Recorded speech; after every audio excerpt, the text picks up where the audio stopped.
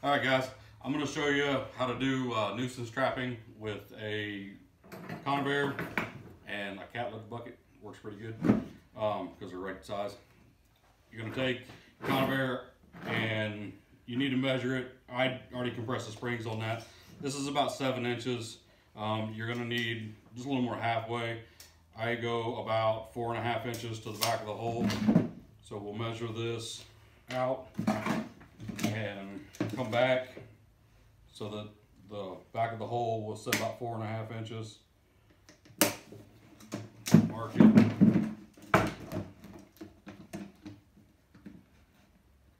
Mark it. We have to go back just a little bit more because of the drill bit. I drill the back end because it's easier than cutting it around with the jigsaw. It's an 1.125" drill bit.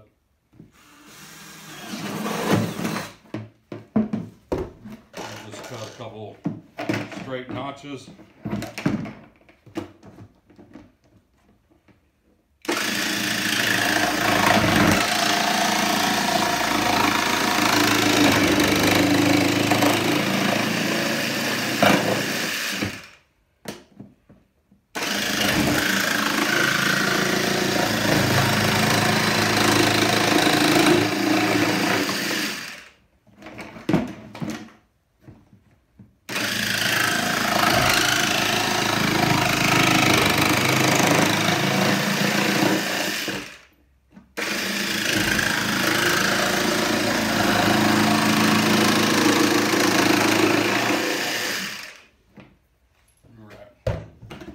You can take a knife and clean those edges up so they're not so hairy, or a torch, lighter, something like that.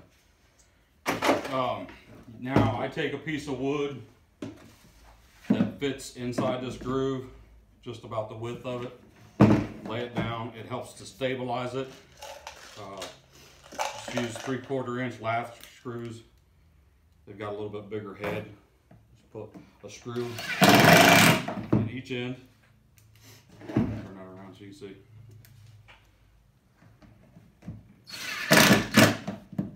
Okay.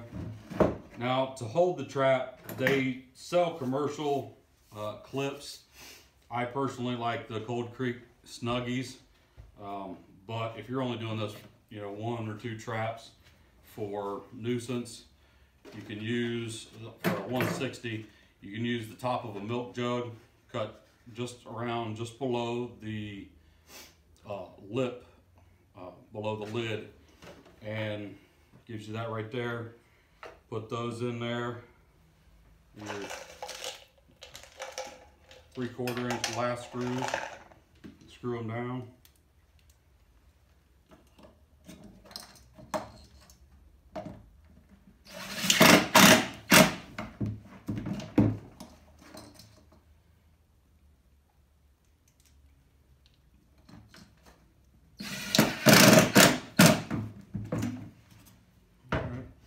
Now you just go set your trap. I always put the trigger inside the bucket. That way I know when they trigger this, their head is inside the trap and it comes down on the back of their head and hits in their neck, so it breaks the neck quickly. They will struggle if you do not get a good catch. Put that in there, just like the commercial clips. You put it in and then squeeze it shut on the clips. Flip your dog over, hook it, you're good to go. It's nice and stable. If you don't put that board on, it sits on this side, you can see how much this is wobbling. It kind of rolls back and forth. You can take the handle off. I don't, because if you're nuisance trapping, you only got 1 or 2.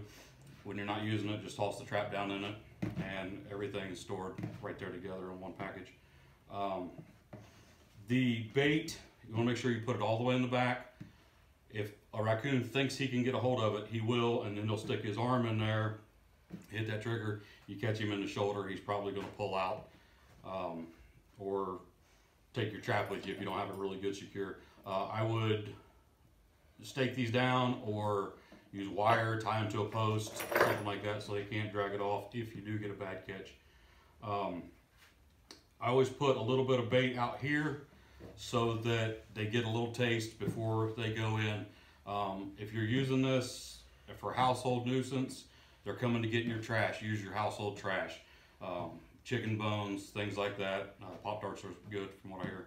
I use in the wild, I use cat food. That's dry cat food, that's usually what I use. But that right there, you know, you set it, put your bait in, set your trap, right before you walk away, flip your dogs, or flip your safety latches off, and don't touch it again. And you're set. For nuisance, with your getting in your trash cans, you want to put this right with your trash cans. Use your trash cans to block it in. I mean, they're getting in the can anyway, so the plastic really doesn't make them shy away from it. It's something they're used to getting into. They're getting in a plastic trash can most of the time anyway, or a metal trash can. So it works really good. I've caught several in these. Just before you do this, make sure you check your local laws and you're aware of what traps you are allowed to use and what traps you are not allowed to use. So check into that. Thanks, guys. Bye.